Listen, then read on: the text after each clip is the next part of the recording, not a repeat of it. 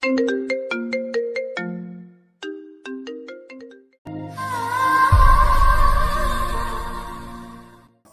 সত্যি জানি না জিনিয়ার ফ্যামিলি কোথায়। আমি ছিটকে সরে আসলাম। ঘৃণার দৃষ্টির সুরে বললাম, আপনাকে একটু বিশ্বাস করি না আমি। আপনি একদম টাচ করবেন না আমাকে। সময় থাকতে ওদের ছেড়ে দিন, নয়তো ভালো হবে না। তীব্র তীব্র মুহূর্তেই রক্তিম চোখে তাকালেন, আমার কাছে এসে চেপে ধরলেন, দাঁতে দাঁত চেপে বললেন, আমি কাউকে কিছু করিনি মানে করিনি। তাসজিদ শেখ তীব্র রেপ করার প্রয়োজন নেই। সে চাইলে এমনি হাজারটা মেয়ে নিজেকে বিলিয়ে দিবে। আর যদি থাকে ওর ফ্যামিলির কথা, তাহলে শোনো, তীব্র কাউকে খুঁজতে চাইলে তুমি তাকে পাতালে লুকিয়ে রাখলেও তাকে খুঁজে পাবেই। শুধু তুমি কেন, তোমার 14 গোষ্ঠীও তাকে এতদিন লুকিয়ে রাখতে পারবে না। অযথা আমাকে ব্লেম করা বন্ধ করো। আমি থ মেরে গেলাম। এতগুলো কথা কখনো আমি নিজের মাথাতেই আনিনি তো। তীব্র আমাকে ছিটকে ফেলে দিয়ে চলে গেলেন। আমি ফ্যালফ্যাল করে তাকিয়ে রইলাম তার যাওয়ার পানে। তীব্রর কাছে কোনো মেয়েকে পাওয়াটা জাস্ট চুটকির মতো। সে যেমন আজাদ শেখের ছেলে হিসেবে পরিচিত, তেমনই নিজেরও একটা পরিচয় সে পরিচিত। তাকে পাওয়ার জন্য যে কোনো মেয়ে রাজি হয়ে যাবে সহজেই। সেখানে ওনার কেন প্রয়োজন পড়লো এত জঘন্য একটা কাজ করার? কিন্তু আমি নিজের চোখেও তো জিনিয়াকে দেখেছি। জিনিয়া নিজে মুখে সবটা বলেছে আমাকে। তাহলে এত চাপ নিতে পারলাম না। অসুস্থ শরীরে এত চিন্তা নিয়ে উঠতে না পেরে সেন্স হারিয়ে পড়ে রইলাম ফ্লোরে। নিজেকে কারোর বাহুতে আবিষ্কার করে চমকে উঠলাম। সেন্স ফেরার সাথে সাথেই মাথাটা এলোমেলো হয়ে গেল। মাথাটা ওপরে তুলে তীব্রকে চোখে পড়ল। তীব্র গম্ভীর দৃষ্টিতে তাকিয়ে আছে মুখের দিকে। আরও একবার চমকালাম। ওনার দৃষ্টিতে থমকে গেলাম। চোখ পিটপিট করে তাকাতেই উনি আষ্টে পিষ্টে জড়িয়ে ধরলেন, মুখ গুজে দিলেন চুলে। থতমত খেয়ে ওনার শার্ট আঁকড়ে ধরলাম। উনি ভাঙ্গা ভাঙ্গা ভাবে কি যেন বললেন, বুঝে উঠতে পারলাম না। আমার নিজের এত ক্লান্তিতে কিছু বলতে ইচ্ছে করলো না। চুপচাপ পড়ে রইলাম ওনার বুকে। মাথাটা ভার হয়ে আছে তখনও। ওভাবে থাকতে থাকতেই ঘুমিয়ে পড়লাম। সকালে উঠে নিজের পাশটায় তীব্রকে দেখলাম না। ওনাকে না দেখে ঘুম উধাও হয়ে গেল। উনি কই গেলেন? আচ্ছা, উনি কি রাতে এসেছিলেন নাকি রাতের সবটাই আমার ভ্রম ছিল? মাথা ঘুরিয়ে উঠল। এত না ভেবে চুপচাপ উঠে একেবারে শাওয়ার নিয়ে নিলাম। এই ঠান্ডার মধ্যে শাওয়ার নিয়ে রীতিমতো কাঁপাকাঁপি শুরু হয়ে গেল। কোনো মতে শাড়ি পরে নিচে নামতেই দেখলাম সবাই সেখানে হাজির। তাড়াহুড়োতে ঘড়ি না দেখলেও এখন টের পেলাম ভালোই সকাল হয়েছে। নানু আমাকে দেখে বললেন, তোমার নাকি শরীর ভালো না, তাই আর সকাল সকাল ডাকি নাই। তা এখন কেমন আছে? ধীর স্বরে বললাম, জি আলহামদুলিল্লাহ। আর চোখে চারদিকে তাকিয়ে দেখলাম তীব্র নেই। তানহা অদ্ভুত দৃষ্টিতে তাকিয়ে আছে। ওর তাকানো অনুসরণ করে নিজের দিকে তাকালাম। ভেজা চুলগুলোর দিকে সে অগ্নি দৃষ্টিতে তাকিয়ে আছে। আমি নিজের চুলের দিকে তাকিয়ে আরেকবার নানুর দিকে তাকালাম। নানু মুচকি মুচকি হাসছেন। আমার আর বুঝতে বাকি রইল না যে আসলে ওরা কি রেখে কি ভাবছে। নিজেই নিজের কপাল চাপড়ালাম। তিহা আর মিলি দুজন আমার সাথে গল্প করতে ব্যস্ত হয়ে গেল। কিছুক্ষণ বাদেই তীব্র আসে। টি শার্ট আর ট্রাউজার পরে ঘুরছেন তিনি। নানা ভাইয়ের সাথে গিয়েছিলেন বোধহয় কোথাও। ওনারা আসতেই সবাই একসাথে নাস্তা করতে বসে গেলাম। তীব্র আমাকে টেনে ফিসফিস করে বললেন, এই জ্বর নিয়ে এত সকালে শাওয়ার নিচ্ছ কেন? আমি উত্তর না দিয়ে সরে আসলাম। খাওয়ার সময়ই আমতা আমতা করে নানা ভাইকে বললাম, নানা ভাই, আমি যদি আজ একটু ভার্সিটিতে যাই তাহলে কি কোনো সমস্যা হবে? সবাই খাওয়া ছেড়ে ড্যাব ড্যাব করে তাকালেন। শুধু তীব্র স্বাভাবিক চোখে তাকালেন। তিনি বোধহয় জানতেন এমন কিছু হবে। যদি এমন না হতো তবেই বোধহয় তিনি অবাক হতেন। মামি কটূক্তি করে বললেন,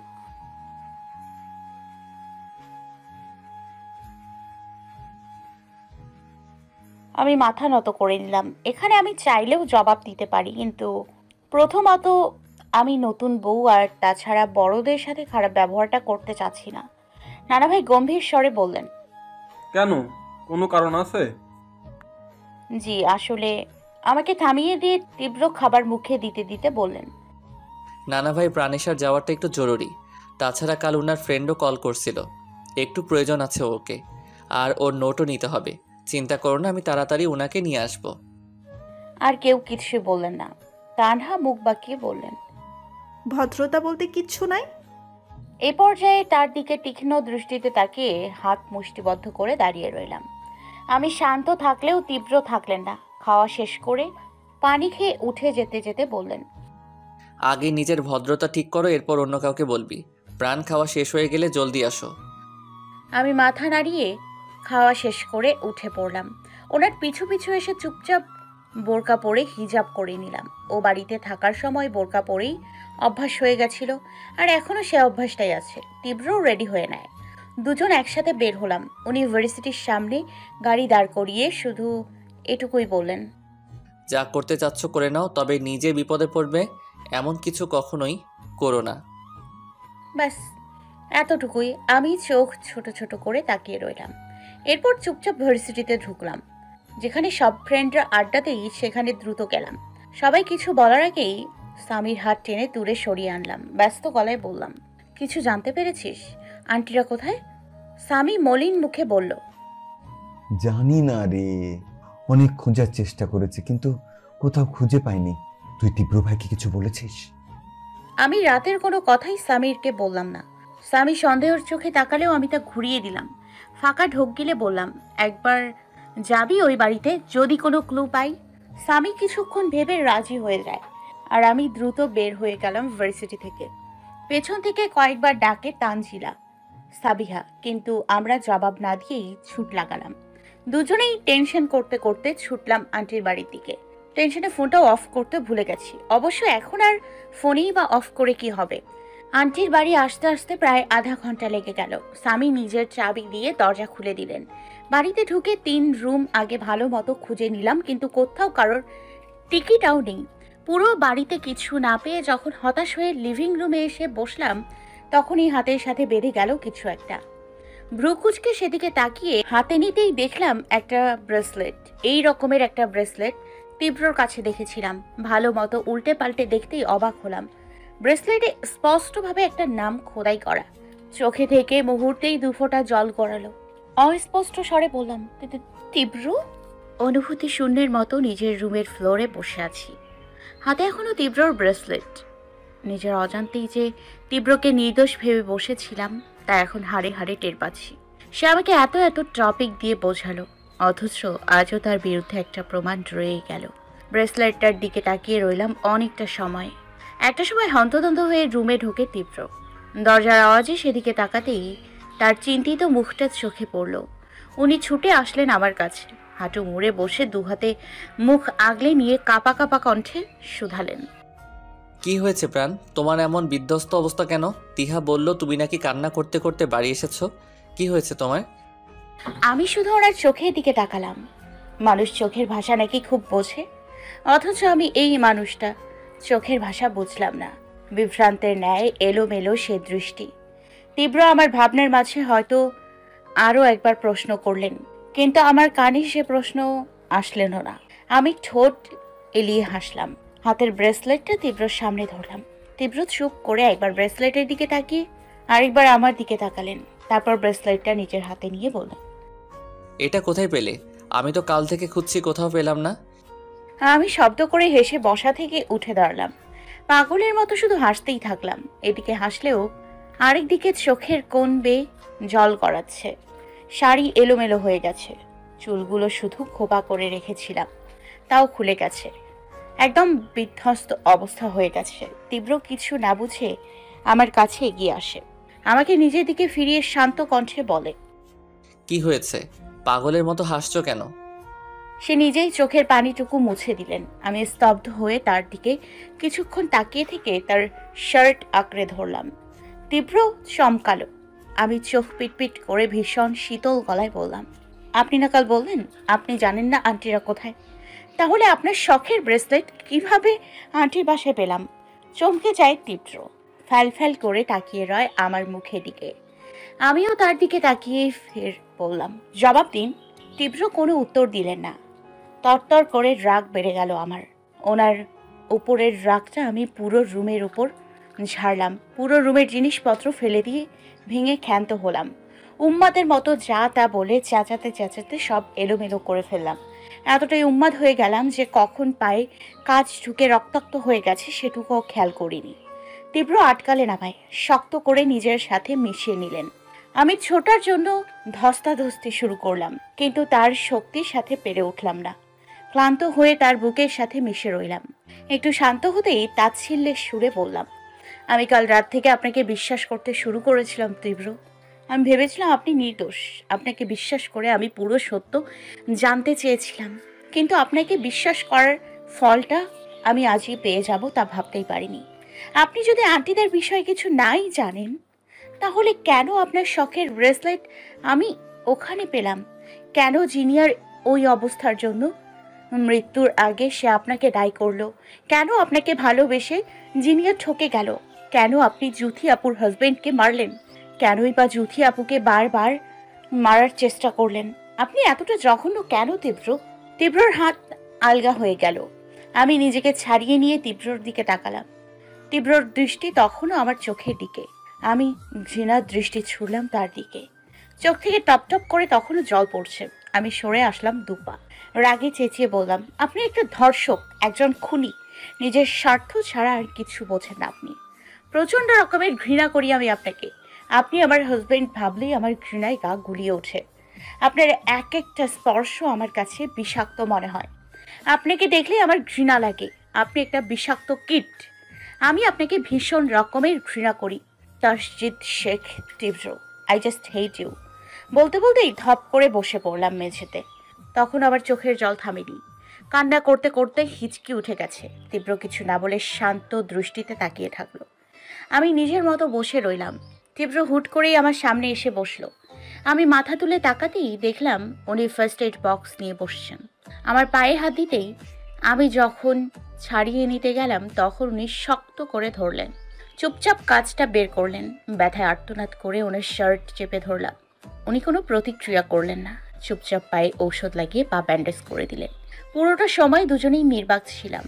উনি চুপচাপ নিজের কাজ করলেন আর আমি শুধু দেখলাম। এরপর ফার্স্ট এড বক্সটা সরিয়ে আমার দিকে তাকিয়ে মুচকি হাসলেন। চুলগুলো কানের পৃষ্ঠে গুজে দিয়ে ঠোঁট ছোঁয়ালেন কপালে। তার গভীর চুম্বনে আমি কেঁপে উঠলাম। উনি আমাকে ছেড়ে চোখের দিকে তাকিয়ে হাসলেন। তার চোখ মুখ অদ্ভুতভাবে যেন নীল হয়ে গেছে। ব্যথায় যেমন মানুষের চোখ মুখ হয়, ঠিক তারও তেমন হয়েছে। চোখে মুখে যেন বিষাদের হাসি। আস্তে করে আমাকে ছেড়ে শুধু দুটো কথাই বললেন, থ্যাঙ্কস। আর কটা দিন সহ্য করে নাও প্রাণেশা। এরপর উনি নিঃশব্দে চলে গেলেন। আমি তার যাওয়ার পানে তাকিয়ে রইলাম।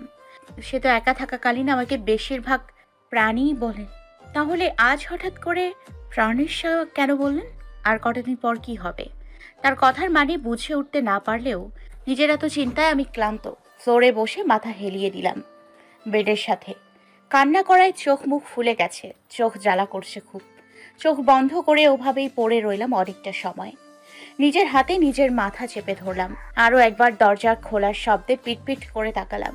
চোখে পড়ল তানহাকে। সে অদ্ভুতভাবে হেসে আমার পাশে এসে বসলো। এলোমেলো চুলগুলো গুছিয়ে দিয়ে আফসোসের সুরে বলল, তীব্রর অমন রাগী ফেস দেখেই বুঝলাম কিছু একটা হয়েছে। ভাগ্যিস লিভিং রুমে কেউ ছিল না। তার তোমার এমন অবস্থা কেন গো? তীব্র বুঝি কিছু বলেছে? ওর দিকে তীক্ষ্ণ দৃষ্টিতে তাকালাম। দাঁতে দাঁত চেপে বললাম, আমরা হাজবেন্ড ওয়াইফ। আমাদের মধ্যে কি হচ্ছে না হচ্ছে তা আমাদেরই বুঝতে দাও। আর তীব্র তোমার বড় ভাই হয়, তাই ভালো করে বলো তীব্র ভাই। আর আমাকে ভাবি বলবে। এখন বের হও আমার রুম থেকে। তানহা ফুঁসে ওঠে। রেগে আমার দিকে এগোতে নিয়েও এগোয় না। দাঁতে দাঁত চেপে রাগী দৃষ্টিতে তাকিয়ে থাকে। এরপর বাঁকা হেসে বলে, দেখি আর কয়দিন তুমি তীব্রর বউ হয়ে থাকো। প্রাণেশা, উফ সরি ভাবি। নিজের মতো বের হয়ে যায় তানহা। আমি ধীরে ধীরে উঠে ব্ল্যাঙ্কেট জড়িয়ে শুয়ে পড়লাম। এত রহস্যের মধ্যে যেন আমি ডুবে গেছি। যত রহস্য থেকে বের হতে চাই, ততটাই ডুবে যাই রহস্যের অতল গভীরে। তীব্রকে যতবার বিশ্বাস করতে চাই, ততবারই তার বিরুদ্ধে কিছু না কিছু প্রমাণ পেয়ে যাই। সত্যি মিথ্যার জালে আমি এতটাই বাজেভাবে ফেসে গেছি যে কোনটা সত্য আর কোনটা মিথ্যা তা জাজ করতেও আমার বেগ পেতে হচ্ছে। জিনিয়া আমাকে বিয়েটা তীব্রর একটা ডিল। আন্টিরা নিখোঁজ, ফারদিন ভাই আর তীব্র শত্রুতা, সব কিছুর মধ্যে আমি ফেসে গেছি। চিন্তায় মাথা ফেটে যাওয়ার জোগাড়। চোখ জ্বালা করার কারণে এই অবেলাতেই ঘুমিয়ে পড়লাম। ঘুম থেকে উঠতে উঠতে 2টা বেজে গেছে। এর মধ্যে কেউ বোধহয় আমাকে ডাকেওনি। পুরো রুম পরিষ্কার করা, হয়তো তিহা বা কোনো মেয়েট এসে করেছে। ধীরে ধীরে উঠতেই বুঝলাম 2 দিনের জ্বরটা আজ মাত্রা ছাড়িয়েছে। পা ব্যথাতে নাড়াতে পারছি না, মাথা ভার হয়ে আছে। তবুও কোনো মতে উঠে বসলাম। মাথা ঘুরিয়ে আসলো, চুপচাপ ওভাবেই শুয়ে পড়লাম। আবার কতক্ষণ পরেই তিহা রুমে আসলো, আমার পাশে বসে বলল, ভাবি এখনো উঠোনি যে? শরীর কি খুব খারাপ? কথা শেষ করে কপালে হাত দিতেই চমকে উঠল। দ্রুত কাছে এসে বলল, তোমার এত জ্বর কেমনে হলো? দাঁড়াও ভাইয়াকে বলি। আমি ওর হাত টেনে ধরলাম, ধীর স্বরে বললাম, প্রয়োজন নেই, তুমি শুধু এমনিতে একটু ঔষধ দিয়ে যাও। খালি পেটে ওষুধ কেন খাবা? দাঁড়াও আমি আসি। তিহা দৌড়ে চলে যায়। মিলি, বিপ্লব, মুন্না একসাথে রুমে আসে। তিনজন মিলে বিছানা দখল করে বসে বলে, ভাবি আপনার নাকি অনেক জ্বর। আমি হাসার চেষ্টা করে মাথা নাড়লাম। ওরা তিনজন বিভিন্ন কথা বলতে থাকে। তিহা খাবার নিয়ে এসে একটু খাইয়ে দেয়, এরপর ঔষধ খাইয়ে মিলি, বিপ্লব, মুন্নাকে বের করে দেয়। আমার পাশে বসে মাথায় হাত বুলাতে বুলাতে বলে, তোমাকে একটা কথা বলি ভাবি। আমি ছোট্ট করে বললাম। তিহা দীর্ঘশ্বাস ফেলে বলে, আমি জানি না আজ তোমার আর ভাইয়ার মধ্যে কি হয়েছে, কিন্তু এটা জানি তোমরা দুজনেই অনেক কষ্ট পাচ্ছ। সবার কথা সব দেখা সব শোনা সত্যি হয় না ভাবি। আমরা চোখের সামনে এমন অনেক কিছু দেখি যা আদৌ হয়নি বা নেই। আমাদের চোখের সামনে থাকা সব আপন মানুষরা কিন্তু আদৌ আপন হয় না। সব কিছুর পেছনেই কিছু সত্য থাকে যা সবার আড়ালে থাকে। এগুলো সত্য খুঁজে বের করতে হয়। তুমি কারোর কথায় এসে ভাইয়াকে ভুল বুঝো না। তুমি আমার ভাইয়াকে আসলে যেমন ভাবো সে তেমন না। তোমাকে এই মুহূর্তে কিছু বলতে পারবো না আমি, তবে এটুকু বলতে পারি তুমি ভুল। ভাইয়া জিনিয়াকে কিছুই করেনি, বরং ভাইয়া সেদিন জিনিয়ার জন্যই ওখানে গেছিল। জিনিয়াই যেতে বলেছিল। পরে কি হয়েছে তা আমাকে ভাইয়া আজও বলেনি, কিন্তু তুমি পরে যতটুকু জানো তা সম্পূর্ণ ভুল। খুব বেশি দেরি হওয়ার আগেই নিজের ভুল ভেঙে ফেলো ভাবি। ভাইয়াকে একবার হারিয়ে ফেলে আর ফিরে পাবে না। কেটেছে প্রায় 1 সপ্তাহের মতো। আজ তীব্রর নানুরা সবাই চলে যাবে, আমরাও যেতাম, কিন্তু তীব্র কাল রাতে কঠোরভাবে নিষেধ করেছে না যাওয়ার জন্য। নানুরা কেউই এতদিন থাকতে চাননি, শুধুমাত্র আমার অসুস্থতার জন্যই থেকে গেছেন। এই কদিনেই মোটামুটি অসুস্থ ছিলাম। অদ্ভুতভাবে সেদিনের পর তীব্র আর আমার সাথে কথা বলেনি। সকালে বের হতেন আর আসতেন গভীর রাতে। একই বিছানায় ঘুমালেও দুজনের দূরত্ব ছিল অনেকটা। আমাকে ছুঁয়ে রাখা তো দূর, আমার দিকেও তাকানো না ঠিক মতো। সেদিন তীব্রর সাথে খারাপ বিহেভের পর যখন তিহার কথাগুলো শুনলাম, তখন থেকেই আমার মাথা যেন ফাঁকা হয়ে আছে। মাথার মধ্যে হাজারটা প্রশ্ন কিলবিল কিলবিল করছে। যতবারই তীব্রর সাথে কথা বলতে গেছি ততবারই সে আমাকে শান্তপর্ণে ইগনোর করে চলে গেছে। সব সময় হতাশ হওয়া ছাড়া আর কোনো উপায় পাই না। দীর্ঘশ্বাস ফেলে তিহার কাপড় গোছানো শুরু করলাম। তিহা মন খারাপ করে বলে, ভাবি চলো না, তোমরা না গেলে আমার একা ভালো লাগবে না। আমি হাসার চেষ্টা করে বললাম, তুমি যাও না, মিলি, তানহা, বিপ্লব, মুন্না সবাই তো আছে। আর কোনাপুর যেন বিয়ে, উনি তো আছে। সবাই অনেক এনজয় করো। মুন্না জয়ের মতো করে শব্দ করে, এরপর আফসোসের সুরে বলে, মিস করলেন ভাবি, অনেক কিছু মিস করলেন। ওর কথার ধরনে আমি হেসে ফেললাম। বিপ্লব খুবই শান্ত স্বভাবের। এতগুলো দিনে ছেলেটাকে খুব কম কথা বলতে দেখেছি। ওর দিকে তাকিয়ে বললাম, তুমি খুব একটা কথা বলো না বিপ্লব, সব সময় চুপ করেই থাকো। ছেলেটা বোকা বোকা দৃষ্টিতে তাকালো, পিটপিট করে তাকিয়ে বলল, আমার বেশি কথা বলতে ভালো লাগে না ভাবি। পাশ থেকে মিলি বলল, ওটা পড়াকু ছেলে বুঝছ, ওর আম্মু কি যে জোর করে পাঠাইছে তা যদি জানতে। মুন্না এ কথায় যেন মজার কোনো টপিক পেল, তাই সে আগ্রহ নিয়ে লাফিয়ে এসে বলল, আসার দিন কি হয়েছে জানেন ভাবি? ওরে আম্মু। এটুকু বলতেই বিপ্লব ওর মুখ চেপে ধরে, রাগী দৃষ্টিতে তাকায়। কিন্তু মুন্না ধস্তাধস্তি করে নিজেকে ছাড়িয়ে পুরো রুমে দৌড়তে দৌড়তে একদমে বলল, ওরে আম্মু বলছে তোমার ফুপু বাড়ি থেকে ঘুরে আসো, কিন্তু আমার ভাই তো নারাজ, সে আসবে না বলে সে জিদ ধরে বসে আছে। আম্মু তো ছাড়ার পাত্র না। শেষে যখন দেখে না তার আসতে হবে, তখন বাথরুমে দরজা আটকে বসেছিল। বলে সবাই ফুপু বাড়ি চলে গেলে সে বের হবে, নয়তো ওখানে আজীবন থাকবে। সেখানে নাকি সে সন্ন্যাস নিয়ে ধ্যানে বসবে। বিপ্লব বারবার নিষেধ করে দেওয়ার সত্ত্বেও যখন দেখলো মুন্না সব বলে দিয়েছে, তখন সে গাল ফুলিয়ে বসলো। পুরো রুমে হাসাহাসির ঝংকার উঠে গেছে। আমাদের হাসাহাসির মধ্যেই দরজায় নক পড়ল। সেদিকে তাকিয়ে দেখলাম তীব্র দাঁড়িয়ে আছে। আমি দ্রুত ওনার কাছে আসতেই উনি অন্যদিকে তাকিয়ে বললেন, নিজের লাগেজ গুছিয়ে নাও, আমরা যাচ্ছি সিলেট। আমাকে কিছু বলার সুযোগ না দিয়ে চলে গেলেন। পেছন থেকে টিহা বলল, ভাইয়া না কালই বললো তোমরা যাবে না ওখানে, তাহলে হঠাৎ? আমি জবাব দিলাম না, মুখ ভঙ্গিতেই বুঝালাম জানি না। এরপর রুম থেকে বের হয়ে আমাদের রুমে আসলাম। তীব্র নিজের প্রয়োজনীয় জিনিস গুছিয়ে নিচ্ছে। আমি ধীর পায়ে এগিয়ে কিছুক্ষণ চুপ থাকলাম। উনি নিজের মতো কাজ করে যাচ্ছে। আমি কয়েকবার গলা পরিষ্কার করে আমতা আমতা করে বললাম, আমি করে দিই। উনি জবাব দিলেন না, এমন ভাব ধরলেন যেন শুনতেই পাননি। আমার ভীষণ রাগ হলো।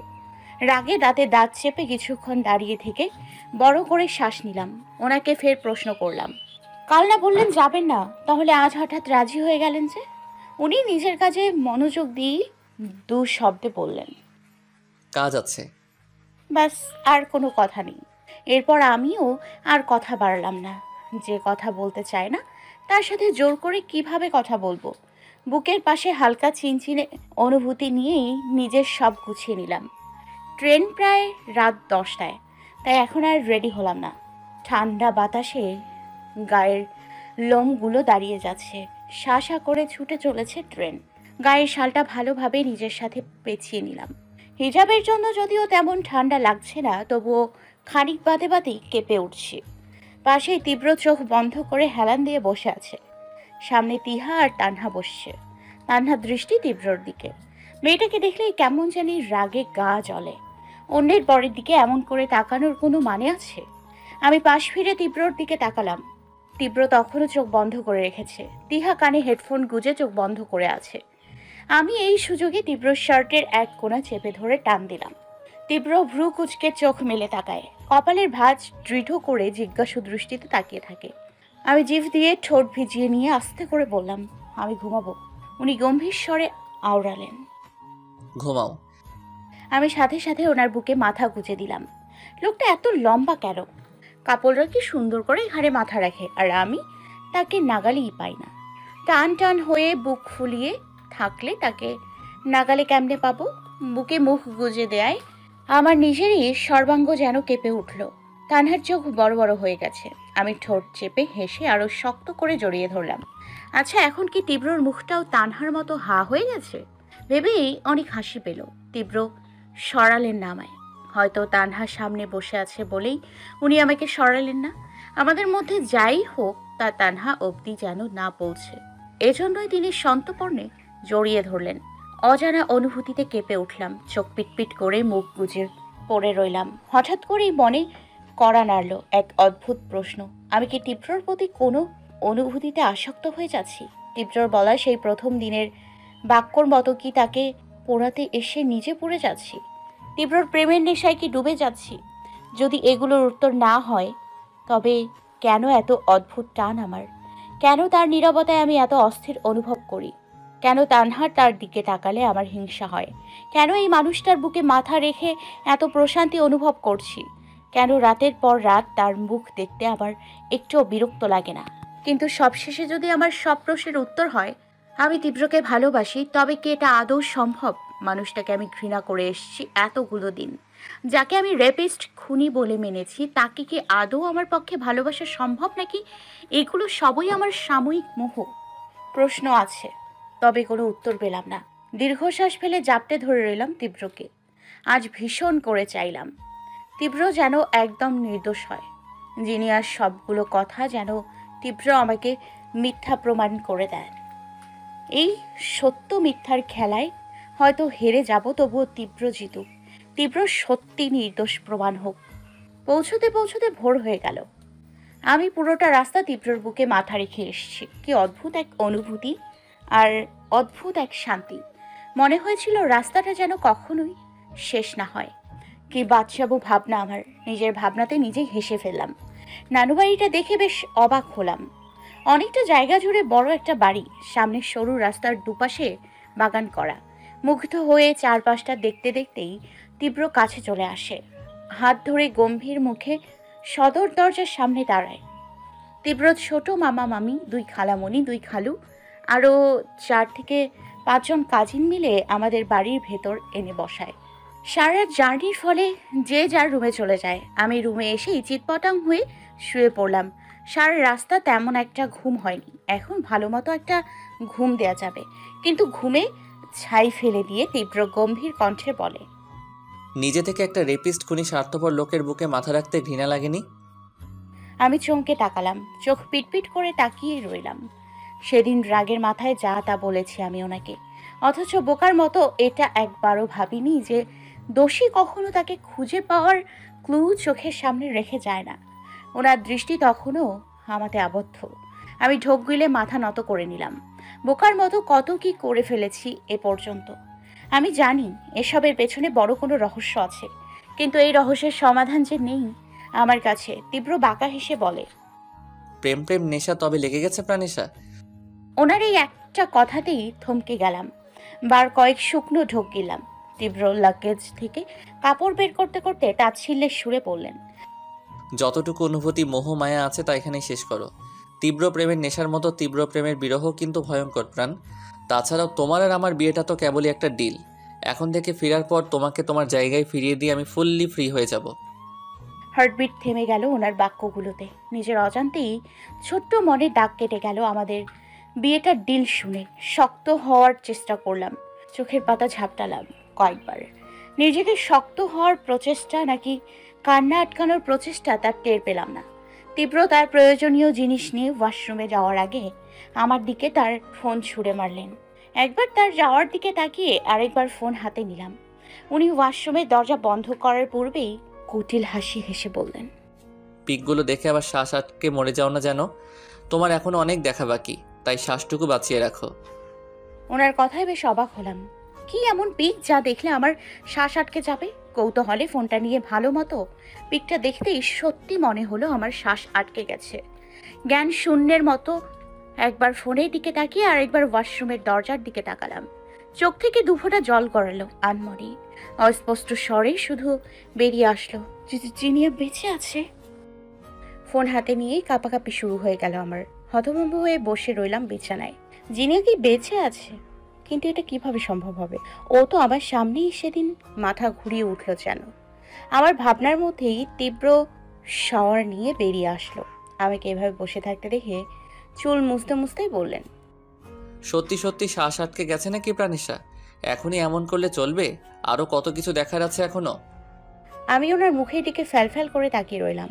উনি চুল মোছা শেষ করে চুপচাপ এসে আমার থেকে ফোন নিয়ে একপাশে রেখে শুয়ে পড়লেন। আমার দিকে তাকিয়ে বললেন, ঘুমাও। কিন্তু আমার চোখ থেকে ঘুম যেন হাওয়া হয়ে গেছে। তীব্রর কথা অনুযায়ী জিনিয়া বেঁচে আছে। তবে কি আমি এতদিন ভুল করেছি? তীব্রকে এত এত অপমান করেছি শুধু জিনিয়ার জন্য। তার ভালোবেসে করা স্পর্শগুলো নোংরা বলেছি, বিষাক্ত বলেছি। তীব্র কি এর জন্য আমাকে বলতো আমি সত্যিটা জানলে নিজেকে ঘৃণা করব, তীব্রকে হারিয়ে ফেলবো? শরীরের রন্ধ্রে রন্ধ্রে যেন হিম শীতল হাওয়া বয়ে গেল। কেঁপে উঠলাম কিছুক্ষণ। নিজের অজান্তেই কি কি করে বসেছি তা ভাবতেই মাথা জ্যাম হয়ে গেল। বসে রইলাম ওভাবেই। অনেকটা সময় পর যখন সাহস করে তীব্রর মুখের দিকে তাকালাম, তখন তার ঘুমন্ত মুখটাই চোখে পড়ল। মানুষটা এতটুকু সময়ই ঘুমিয়ে গেছে। এত দূর জার্নি করে নিশ্চয়ই ভীষণ ক্লান্ত। আমি আস্তে করে শুয়ে পড়লাম। নীরব হয়ে তার মুখের দিকে শুধু তাকিয়ে রইলাম। পরপর কয়েকবার ঢোক গেলাম। প্রথম দিন থেকে তার এখন পর্যন্ত বলা প্রত্যেকটা কথাই যেন পরপর মনে পড়ল। বুকের বাম পাশে চিনচিনে ব্যথা অনুভব করলাম। এ ব্যথা কি তীব্রকে হারানোর ভয়ে নাকি অজানা কোনো সত্যর মুখোমুখি হওয়ার ভয়? লিভিং রুমে সবার মাঝখানে বসে আছি। চারপাশ থেকে কয়েক জোড়া চোখ আমার দিকে তাকিয়ে রয়েছে। ওনাদের এমন দৃষ্টিতে বেশ অস্বস্তি বোধ করলাম। ফাঁকা ঢোক গিলাম কয়েকবার।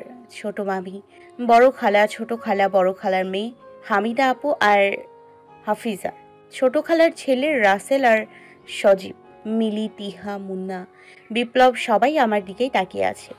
একেই তো জিনিয়ার বিষয়টা নিয়ে আমার ভাবনার শেষ নেই, তার ওপর এদের এমন দৃষ্টিতে আমার জান যায় যায় অবস্থা। আমার ভাবনার মাঝেই ছোট মামি চকচকে চোখ নিয়ে বললেন, মাশাল্লাহ আপা, বউ তো মাশাল্লাহ খুবই সুন্দর, আর তীব্রর সাথেও কিন্তু মানিয়েছে খুব। ওনার কথায় বড় খালা, ছোট খালা এবং বাকি সবাইও তাল মেলালো। আর চোখে তাকিয়ে দেখলাম আমার শাশুড়ি, বড় মামি আর তানহার মুখটা জ্বলে উঠল। এত প্রশংসা তাদের মোটেও সহ্য হলো না। আমি মাথা নিচু করে ঠোঁট চেপে হাসলাম। তিহা আগুনে ঘি ঢালার মতো করে বলল, হ্যাঁ ছোট মামি ঠিক বলছেন, আমার ভাইয়া আর ভাবি বেস্ট।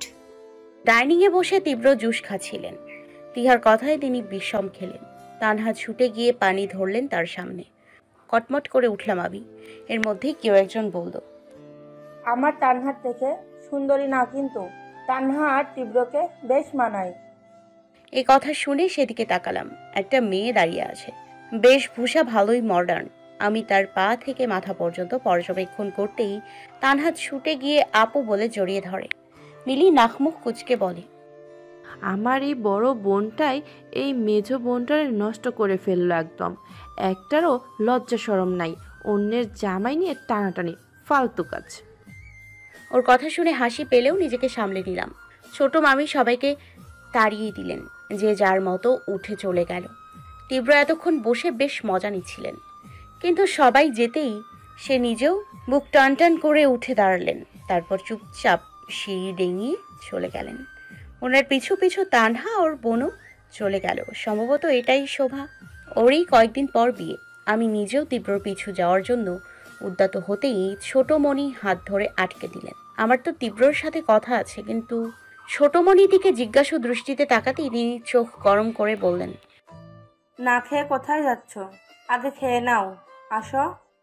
আমি কিছু বলার আগেই ছোট মামি হাত ধরে টেনে বসিয়ে দিলেন। খাবারের প্লেট এগিয়ে দিয়ে মাথায় হাত বুলিয়ে বললেন, সবটা খেয়ে শেষ করো, আমি এখানেই আছি কিন্তু। আমি ডাবডাব করে তাকালাম ছোট মামির দিকে। সে অদ্ভুতভাবে হেসে বলল, কি দেখো, খাও আগে। বলেই মাথায় কিছুক্ষণ হাত বোলালেন। ভীষণ কান্না পেয়ে গেল। ফাঁকা ঢোক গিলে একটুখানি খাবার মুখে দিলাম। সত্যি বলতে এর আগে কখনো আমাকে কেউ এত যত্ন করে খাওয়ায়নি, আর না এত যত্ন করে মাথায় হাত রেখেছে। যখন ভীষণ কান্না করতাম তখন পলি এভাবে জড়িয়ে ধরে মাথায় হাত বোলাতো। অনেকদিন পর কারোর থেকে মা মা গন্ধ পেলাম। ভাবতেই চোখের কোণ ভিজে আসে। মুহূর্তেই গলায় খাবার আটকে যায়। ছোট মামি দ্রুত পিঠে হাত বুলিয়ে পানি খাওয়ায়। আমি কোনো রকমে কান্নাটা গিলে নিলাম। ছোট মামি পাশেই চেয়ার টেনে বসলেন। থুতনিতে হাত রেখে মুখটা উঁচু করে বললেন, কি হয়েছে মা? চোখ মুখ এমন লাগছে কেন? মন খারাপ? মনে হচ্ছে কান্না করেছ? তীব্র কিছু বলেছে? আমি ঠোঁট কামড়ে মাথা দুদিকে নাড়লাম। ছোট মামি প্লেট নিজের দিকে নিয়ে খাবার আমার দিকে এগিয়ে দিতে দিতে বললেন, খাওয়ার সময় চোখের পানি ফেলতে নেই, ধীরে সুস্থে বলো কি হয়েছে। আমি কোনো রকমে বললাম, আসলে আমার মা নেই তো, তাই কখনো কেউ এত যত্ন করে খাওয়ায়নি, মাথায় হাতও রাখেনি। তার কথা খুব মনে পড়ে গেছে। ছোট মামির হাত থেমে গেল। তিনি এক হাত দিয়ে জাপটে ধরলেন আমাকে। আমি ওনার বুকে মুখ গুজে ফুপিয়ে উঠলাম। ছোট মামি ভাঙা ভাঙা ভাবে বললেন, খাবার সময় একদম কাঁদবে না মেয়ে। আর মা নেই মানে কি? আমি আছি, তোমার শাশুড়ি আছে, তোমার দুইটা মা থাকা সত্ত্বেও বলো মা নেই, একদম হাড়গোড় ভেঙে দেব। কাঁদতে কাঁদতে হেসে ফেললাম। অনেকটা সময় পর স্বাভাবিক হতেই তিনি আমাকে সবটুকু খাইয়ে দিলেন। ঘড়ির কাঁটায় তখন অলরেডি 3টা বাজে। ছোট মামি আমাকে খাওয়ানো শেষ করে বললেন, শোনো, কারোর কথায় কান দেবে না। তীব্রের সাথে তোমার বিয়েটা ভাগ্যে ছিল, তাই হয়েছে। কে কি বলল, কার সাথে কাকে মানায়, এসব কথা কখনো ভাববে না। শুধু এটুকুই মনে রাখবে, তুমি আর তীব্র একটা পবিত্র বন্ধনে আবদ্ধ আছো। তোমরা দুজন একে অপরে পরিপূর্ণ, তাই অন্যের কথায় কান দিয়ে নিজেদের মধ্যে অশান্তি করবে না। আমি মাথা নাড়লাম। ছোট মামি রুমে যেতে বললে চুপচাপ চলে আসলাম। তীব্র তখন পায়ের ওপর পা দিয়ে ল্যাপটপে কিছু করতে ব্যস্ত। আমি ধীর পায়ে তার সামনে গেলাম। সে দেখেও না দেখার ভান করে বসে রইল। আমি নিজে থেকেই জিজ্ঞেস করলাম, জিনিয়া কি সত্যিই বেঁচে আছে? উনি ল্যাপটপে মনোযোগ দিয়ে বললেন, তোমার কি মনে হয়? আমার মনে হওয়া না হওয়া দিয়ে তো কিছু যায় আসে না, তাই না? আপনি বলুন, জিনিয়া বেঁচে আছে? ফটো দেখে তো তাই মনে হলো, বাকিটা তুমি সামনাসামনি দেখা করে জেনে নিও, কেমন? ওনার কথায় চোখ ছোট ছোট করে তাকালাম। উনি উঠে নিজের প্রয়োজনীয় জিনিস নিয়ে ওয়াশরুমে ঢুকলেন। আমি সেদিকে তাকিয়ে কিছুক্ষণ বসে থাকলাম। উনি বের হলেন একেবারে রেডি হয়ে। আমাকে কিছু না বলে নিজের পার্স, ঘড়ি, ফোন নিয়ে চলে যেতে নিলে জিজ্ঞেস করলাম, কোথায় যাচ্ছেন? ওনার সহজ জবাব, কাজ আছে। আর কিছু না বলেই বেরিয়ে গেলেন। আমি সেদিকে তাকিয়ে দীর্ঘশ্বাস ফেললাম। জীবনটা একদম গোলক ধাঁধার মতো হয়ে গেছে। রাত 1টা বাজে, অথচ তীব্রর পাত্তা নেই। সেই যে গেছে এখনো ফেরেনি। আমি পুরো বিকেল থেকে শুরু করে রাত 10টা পর্যন্ত তিহা, মিলি, মুন্না, বিপ্লব, হাফিজা ওদের সাথেই ছিলাম। এরপর রুমে চলে এসেছি। ওনাকে কতবার কলও করেছি। প্রথম কয়েকবার কল গেলেও পরে ফোন সুইচ অফ দেখালো। পুরো বাড়ির মানুষ ঘুমে কাদা, অথচ টেনশনে আমার মাথার শিরা, উপশিরাও যেন ব্যথা করছে। লোকটা গেল কোথায়? কোনো কিছুই তো মনে হয় চিনে না, জানে না। আবার নানু বাড়ির সুবিধার্থে হয়তো চিনতে পারে, কিন্তু সে এখনো কেন ফিরছে না? মাথা হ্যাং হয়ে গেল যেন। আমার ভাবনার মাঝেই দরজায় কড়া পড়ল। আমি ছুটে গিয়ে দরজা খুলতেই আটকে উঠলাম। এলোমেলো বিধ্বস্ত অবস্থায় তীব্রকে দেখে আত্মা কেঁপে উঠল। তীব্র কোনো শব্দ না করে এলোমেলোভাবে রুমে ঢুকে পড়লেন। আমি দরজা আটকে কাঁপা কাঁপা হাতে ওনাকে ধরলাম। উনি এক দৃষ্টিতে তাকিয়ে রইলেন আমার দিকে। চোখ দুটোতে যেন রক্ত জমে গেছে। সেই রক্ত চক্ষুর দিকে তাকিয়ে থাকার মতো দুঃসাহস বোধহয় আমার নেই। ফাঁকা ঢোক গিলে ভাঙ্গা ভাঙ্গা ভাবে বললাম, আপনার এমন বিধ্বস্ত অবস্থা কেন? কি হয়েছে তীব্র? তীব্র যেন আমার প্রশ্নে জ্বলে উঠলেন। তার শার্টের কোণা থেকে আমার হাত সরিয়ে হুট করে ঠাস করে থাপ্পড় বসিয়ে দিলেন। মুহূর্তেই জ্বলে উঠল গাল, মাথা ঘুরিয়ে উঠল। পিটপিট করে তার দিকে তাকালাম। তার ভয়ঙ্কর দৃষ্টি দেখে গলা শুকিয়ে গেল। উনি রেগে আমার গাল চেপে ধরে বললেন, হাউ ডেয়ার ইউ! কোন সাহসে তুই ফারদিনের সাথে যোগাযোগ করেছিস? কোন সাহসে তুই ওর সাথে দেখা করতে গেছিস? এত সাহস তোকে কে দিয়েছে? ওনার রাগী কণ্ঠে চমকে উঠলাম আমি। উনি ধাক্কা দিয়ে সরিয়ে দিলেন। নিজের ভারসাম্য রক্ষা করে অবাক চোখে তার দিকে তাকালাম। ব্যথা ভুলে গেলাম নিমিষেই। তীব্র জেনে গেছে যে আমি ফারদিন ভাইয়ের সাথে দেখা করতে গিয়েছিলাম। এত কিছু করেও ওনার থেকে বিষয়টা লুকোতে পারলাম না। আর জানলো তো জানলো, তাও 2 দিন পরেই। আমি নিজেকে সামলে কোনো রকমে তীব্রর কাছে এগিয়ে বললাম, তীব্র, আমি... স্টপ, জাস্ট স্টপ। আর একটাও মিথ্যা কথা বলবে না। আমি চুপ মেরে গেলাম। উনি পুরো সত্যি না জেনে ভুল বুঝলেন আমাকে। আমাদের মধ্যেই কেন বারবার এত ভুল বোঝাবুঝি তৈরি হয়?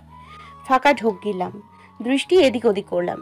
সেদিন ফারদিন ভাই আমাকে ডেকেছিল দেখা করার জন্য, কিন্তু তাতে আমি না করে দিতেই সে আমাকে যা তা বলেছিল, অনেকগুলো থ্রেটও দিয়েছিল। আমি জানি তার সম্পর্কে, শুধু শুধু তো আর তাকে ভয় পাই না। সে সময় তীব্র কথা বলতেন না আমার সাথে, তাই তাকে জানানো হয়নি। আর ফারদিন ভাইয়ের সাথে দেখা করেছি শুনলে রেগে যাবে ভেবে আরো বলিনি। কিন্তু ছোট্ট বিষয়টা এত দূর এভাবে গড়াবে বুঝলে তখনই তীব্রকে সবটা বলে দিতাম। গালের ব্যথায় আর তীব্রর ব্যবহারে চোখ থেকে কয়েক ফোঁটা জল গড়ালো। তীব্র নিজেকে শান্ত করতে পারলেন কিনা জানি না। কিছুক্ষণ ওভাবে দাঁড়িয়ে থেকেই জিজ্ঞেস করলেন, তোমার বাবা মা কিভাবে মারা গেছে তার কিছু জানো? আমি কণ্ঠ স্বাভাবিক করার চেষ্টা করে ছোট্ট করে বললাম, শুনেছিলাম অ্যাক্সিডেন্টে মারা গেছে, এর বেশি কিছু জানি না। তীব্র আর কিছু না বলে ফ্রেশ হওয়ার জন্য ওয়াশরুমের দিকে গেলেন। দরজা বন্ধ করতে করতে বললেন, ফারদিনের সাথে দেখা করে যে ভুলটা করেছো তার মাসুল না দিতে হয় আবার। তার ঠান্ডা গলার বাণীতে চমকে গেলাম। জ্ঞান শূন্য হয়ে বসে রইলাম। তীব্র ফ্রেশ হয়ে এসে শুয়ে পড়লেন এবং আমাকেও আদেশ বাণী জুড়ে দিয়ে বললেন, লাইট অফ করে এসে শুয়ে পড়ো। আমি চুপচাপ লাইট অফ করে জিরো বাল্ব অন করে শুয়ে পড়লাম। তীব্র দৃষ্টি তখনও আমার দিকে। আমি তার দিকে না তাকিয়েই উল্টো পাশ হয়ে শুয়ে রইলাম। তখনও চোখ বাঁধ মারিনি, চুপচাপ নিজের মতো বর্ষণ করে যাচ্ছে। অনেকটা সময় পর তীব্র নীরবতার এই পরিবেশকে ছাপিয়ে অস্পষ্ট স্বরে বললেন, সরি প্রাণ। আমি সাথে সাথে চোখ বন্ধ করে নিলাম। ওনার অস্পষ্ট স্বরের সরিতে আরো বেশি কান্না পেল। কিছু মানুষ হয় না যারা কান্নার সময় আদুরে কণ্ঠে কিছু শুনলে বা যে কষ্ট দিয়েছে তার মুখ থেকে সরি শুনলেই কান্নার পরিমাণ দ্বিগুণ হয়। আমিও তাদের মধ্যেই পড়ি। তীব্র বোধ হয় জানতেন আমি ঘুমোইনি, তাই সে একদম পাশ ঘেঁষে আসলেন। এক হাতে জড়িয়ে নিয়ে নাক মুখ ডুবিয়ে দিলেন ঘাড়ে। মুহূর্তে কেঁপে উঠলাম। কাঁধে তরল কিছু ঠান্ডা ছোঁয়া পেলাম। উনি কাঁদছে, বেশ অবাক হলাম। তীব্র ভাঙা ভাঙা ভাবে বললেন, আই এম সরি প্রাণ, আমি তোমাকে আঘাত করতে চাইনি। এই জন্যই তো এত দেরি করে বাসায় ফিরলাম, কিন্তু বুঝতে পারিনি তুমি আমার অপেক্ষায় জেগে থাকবে। তোমাকে দেখতেই রাগটা মাথাচাড়া দিয়ে উঠল, আর রাগের বশে তোমাকে আঘাত করে ফেলেছি। ওনার কথাই ঠোঁট চেপে কান্না আটকানোর চেষ্টা করলাম। কিছুটা সময় ওভাবে থাকতেই তীব্র আমাকে নিজের দিকে ঘুরিয়ে নিলেন। আমি তখনও চোখ বন্ধ করেই আছি।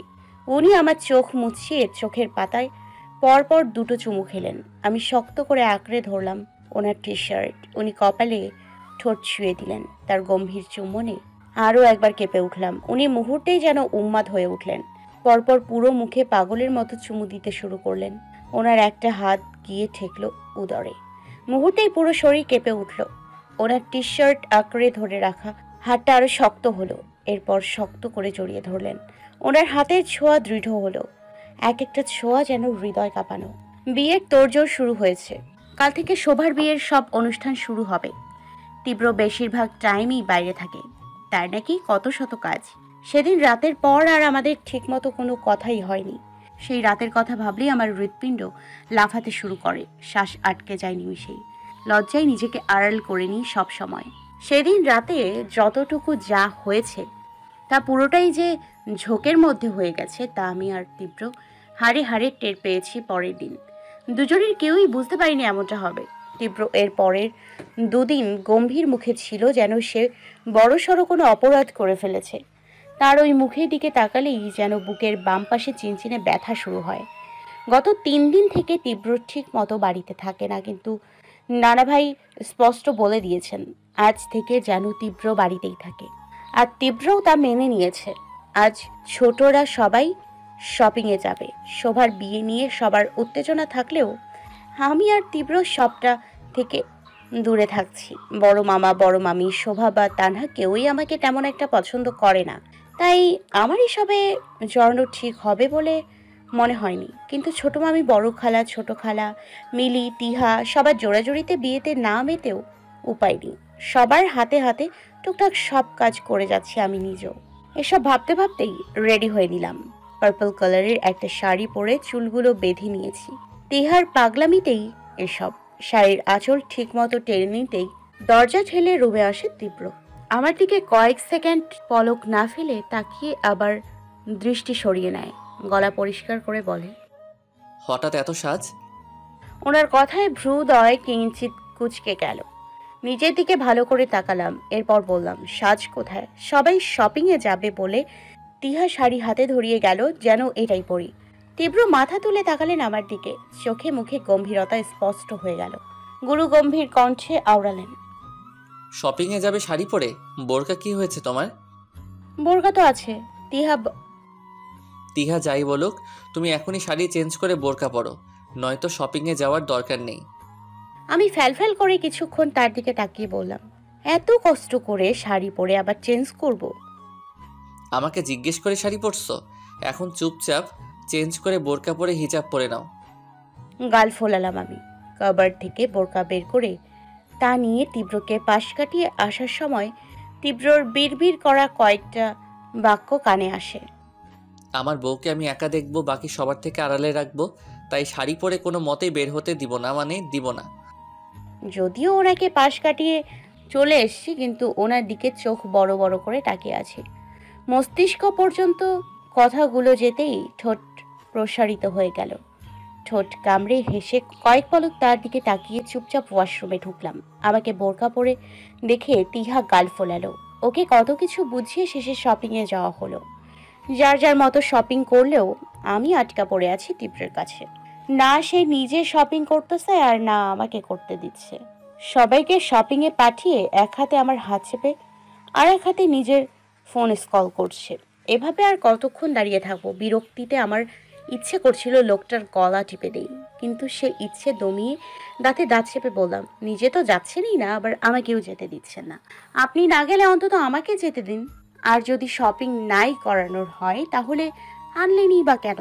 তীব্র ফোনে মনোযোগ দিয়েই বললেন, আমি কখন বললাম আমি তোমাকে শপিং করাবো না? বাড়িতে বিয়ে যখন, তখন তোমাকেও শপিং অবশ্যই করাবো। তো এখানে দাঁড়িয়ে দাঁড়িয়ে শপিং করব? তীব্র ফোন রেখে আমার দিকে তাকালেন। নিকাবের উপর দিয়ে গাল টিপে বললেন, বাহ, আমার বউয়ের তো দেখছি ভালোই রাগ। তাসজিদ শেখ তীব্রর বউ হয়ে এত অধৈর্য হলে চলে? একদমই না। বলেই একটা ট্যাডি স্মাইল দিলেন। আমি হাঁ করে কিছুক্ষণ তার দিকে তাকিয়ে রইলাম। এই লোকটাকে কেন বিয়ে করেছিলাম আমি? শপিং করাবো বলে পার্কিং এরিয়াতে দাঁড়িয়ে আছে। নিজেই নিজের কপাল চাপড়ালাম। বিড়বিড় করে নিজেই নিজেকে বললাম, পড়েছ কিপটার হাতে, এবার তোমার শপিং জল ভাতে। তীব্র মুহূর্তেই তাকালেন আমার দিকে। তার তাকানো দেখে খানিকটা চমকালাম। উনি ঠোঁট গোল করে বললেন, আরে বাহ, তুমি দেখছি কবিতাও বানাতে পারো। Great great. জিভ কামড়ালাম। লোকটা শুনে ফেলেছে। তীব্র ফোন নিয়ে টাইম দেখে আমার হাত শক্ত করে চেপে ধরে হাঁটা লাগলেন। গম্ভীর স্বরে বললেন, ওদের সাথে গেলে তানহা আর শোভা তোমাকে খোঁচা মেরে কথা বলতো, আর আমার এত অকাল আসেনি যে সামান্য শপিংয়ের জন্য আমার বউকে যে কেউ যা তা বলবে আর আমি শুনবো। তাই তুমি আর আমি একসাথে যাব, কিন্তু একটু দেরি করে। আর ওদের যা রং ঢং, তাতে তুমি আর আমি যদি লাস্ট 10 মিনিটেও যাই তবুও ওদের শপিং করা হবে না। আমি পিটপিট করে তাকালাম। মুচকি হেসে তীব্র পায়ে পা মিলিয়ে শপিং মলে ঢুকলাম। সব শপিং তীব্রর পছন্দ মতোই নিলাম। লেহেঙ্গা, শাড়ি, জুতো শেষ করে এবার পালা জুয়েলারি। দুজনে জুয়েলারি শপে ঢুকতেই চোখ আটকে গেল একটা পেন্ডেন্টে। ভীষণ পছন্দ হলেও আমি তীব্রকে তা বললাম না। শাড়ি আর লেহেঙ্গার সাথে ম্যাচিং করেই সব গহনা নিলাম। সব শেষে যখন তীব্র বিল পেমেন্ট করতে গেছে তখন চোখ পড়ল দরজার বাইরে। মুখটা জিনিয়ার মতো মনে হতেই যেন শখ খেলাম। সব শপিং সেখানেই ফেলে ছুট লাগালাম দরজার দিকে। দরজা থেকে বাইরে এসে আশেপাশে কিছুটা দৌড়ানোর পরেও জিনিয়াকে আর দেখলাম না। ভিড়ের মাঝে যেন হারিয়ে গেল সহজেই।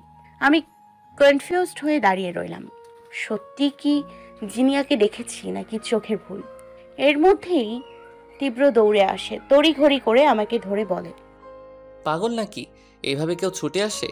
আমি কতটা ভয় পেয়ে গেছি জানো? কি হয়েছে? এমন করে ছুটে আসলে কেন? আমি রোবটের মতো হাত দিয়ে সামনে ইশারা করে বললাম, জিনিয়া।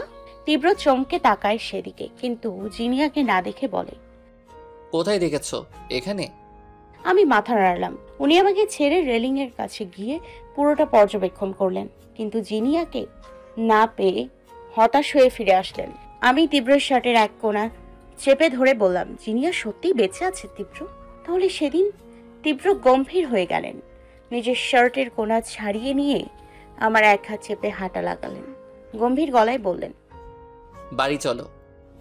জুয়েলারি দোকান থেকে সব ব্যাগ নিয়ে চলে আসলাম। মাথার মধ্যে ঘুরপাক খাচ্ছে জিনিয়ার মুখ।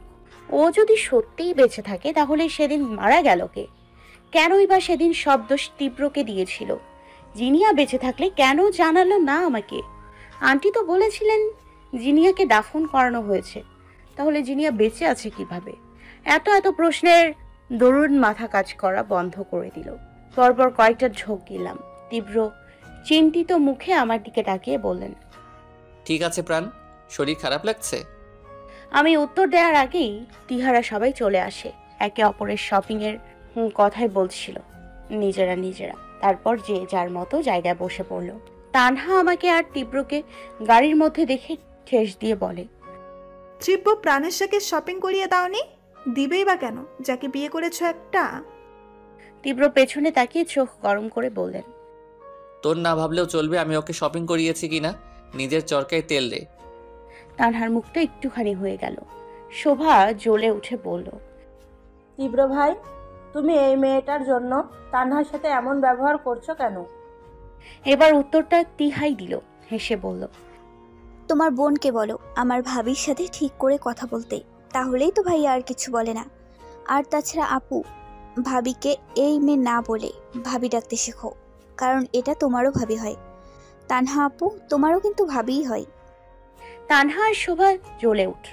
তীব্র বাঁকা হেসে গাড়ি স্টার্ট দেয়। ওদের এত কথোপকথনে আমার বিন্দু মাত্র মাথা ব্যথা নেই।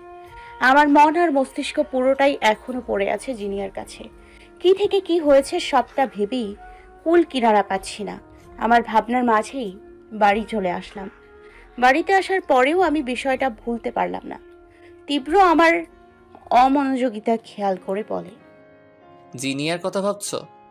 আমি তাকালাম ওনার দিকে। খুঁটে খুঁটে দেখলাম ওনাকে। চোখ দুটোর গভীরতা ভীষণ বেশি। তাই তো কখনোই ওই চোখের দিকে তাকানোর সাহস পাই না। তাকালেই মনে হয় তারা আমাকে তাচ্ছিল্য করে বলছে, যাকে ভালোবাসো তার চোখের ভাষা বোঝো না, তাকে বোঝো না। কত সহজেই ভুল বুঝে বসো। তুমি কি আদৌ এই মানুষটাকে ভালোবাসার যোগ্য? তুমি কি আদৌ এই চোখের ভাষা বোঝার যোগ্য? বিষয়গুলো ভাবতেই যেন আমার দম বন্ধ হয়ে আসে। তীব্র খানিকটা এগিয়ে আসে আমার কাছে, এলোমেলো হওয়া চুলগুলোকে কানের পৃষ্ঠে গুজে দিয়ে বলে, এত বেশি ভেবো না, যা হওয়ার তা হবেই। প্রকৃতি নিজেই সবটা তোমার সামনে এনে দিবে, তাই এত ভেবে ভেবে শুধু শুধু নিজের মাথাটা এলোমেলো করো না। এমনিও তোমার মাথায় মগজের বদলে গোবর রাখা। তীব্র ঠোঁট চেপে হাসলেন। আমি অপলক চেয়ে রইলাম তার হাসির দিকে। সে হয়তো আশা করেছিল আমি রেগে যাব, কিন্তু হলো তার বিপরীত। রোবটের মতো তাকে হুট করেই জড়িয়ে ধরলাম। আনমনে বললাম, যত সত্যর কাছে যাচ্ছি ততটাই আপনাকে করা ঘৃণাগুলো আমার নিজের দিকে ফিরিয়ে আনছি। আপনার কথা মতো সত্যিই আমার নিজের প্রতি ঘৃণার সৃষ্টি হচ্ছে। আপনি আমাকে ছেড়ে যাবেন না তো তীব্র? আমি ভালোবাসি আপনাকে। কবে কখন কিভাবে জানা নেই, শুধু জানি তীব্র প্রেমের নেশায় আমি ডুবে গেছি। প্রতি মুহূর্তে পুড়ে যাচ্ছি এই প্রেম নেশায়। শোভার মেহেন্দি অনুষ্ঠান শুরু হয়েছে। শাশুড়ি মায়ের অর্ডার অনুযায়ী কাজ করেই দিন পার হচ্ছে আমার। এত কাজের মধ্যে ছোট মামি চুপচাপ বসতে বললেও শাশুড়ির কড়া নির্দেশ যেন সবার হাতে হাতে সব কাজ শেষ করি। তিহা কয়েকবার এসে ডেকে গেছে, কিন্তু আন্টি যেতে দেননি। তিহা শেষমেশ রাগে দাঁতে দাঁত চেপে আমার কাছে এসে বলে, অন্য সময় ভাবিরা সহ্যই করতে পারে না, আর এখন শত্রুর মতো খাটাচ্ছে। বিয়েতে এসেছে বলে এত ঝামেলা করলো, আর এখন যখন কাজের বেলা তখন সব প্রাণেশাই করো। ফাউল ফ্যামিলি একটা। আমি ওকে চেপে ধরে থামিয়ে দিলাম। তিহা ফুসতে ফুসতে চলে যায়। আমি এখনো পর্যন্ত শাড়িও চেঞ্জ করিনি। কিভাবে করব? আন্টি তো উঠতেই দিচ্ছেন না। নিজের কাজ করে যাচ্ছি চুপচাপ। এমন সময় গম্ভীর কণ্ঠ ভেসে আসে নান ভাইয়ের। সেদিকে তাকাতেই দেখলাম নানা ভাই, নানু, আঙ্কেল সবাই এসছে। দ্রুত আঁচল টেনে মাথায় দিলাম। নানা ভাই গম্ভীর কণ্ঠে বললেন, নতুন বউকে দিয়ে কাজ করাচ্ছে কে? নাত বউ এখানে বিয়ে করতে এসেছে নাকি মেহমান হিসেবে এসেছে? আমি মাথা নিচু করে রইলাম।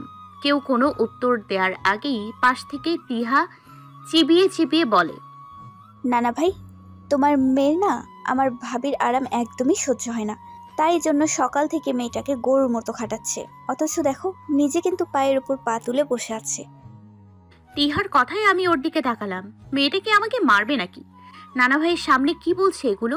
এর মধ্যে আন্টি ধমকে উঠলেন তিহাকে। রাগী স্বরে বললেন, ভাবি এত আপন হয়ে গেছে যে মায়ের নামে নানা ভাইয়ের কাছে নালিশ করছিস? এক একটা রাজাকার জন্ম দিয়েছি আমি, তুই বাড়ি চল শুধু।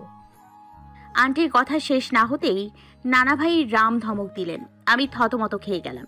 চোখ পিটপিট করে কিছুক্ষণ নানা ভাইয়ের দিকে তাকিয়ে ফাঁকা ঢোক গিললাম। তিনি আগের চেয়েও গম্ভীর হয়ে বললেন, তোমার সাহস দেখে আমি অবাক হচ্ছি তাফিয়া।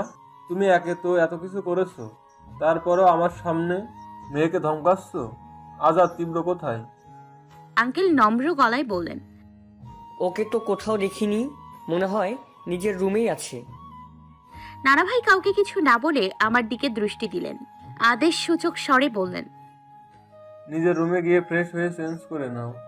আর বাকি যা কাজ তা তাফিয়া আর এ বাড়ির বউরা সামলে নেবে, তোমাকে আর কাজ করতে হবে না। আমি কিছু বলতে চেয়েও বললাম না। নানা ভাইকে এ বাড়ির সবাই ভয় পায়, আমিও তার ব্যতিক্রম নই। তাই তার কথায় মাথা নাড়িয়ে চুপচাপ করে সরে আসলাম। একবার পেছনে তাকিয়ে দেখলাম আন্টিকে নানু ঝাড়ছে। আমি দীর্ঘশ্বাস নিলাম। চুপচাপ নিজের রুমে এসে দেখলাম তীব্র পায়ের উপর পা তুলে ল্যাপটপে কাজ করছে। আমার দিকে এক পলক তাকিয়ে বলল, এত তাড়াতাড়ি সব কাজ শেষ? ছেড়ে দিল তোমাকে? আমি তো ভাবলাম আজ সারা রাত তোমার কাজ করতে করতেই শেষ হবে।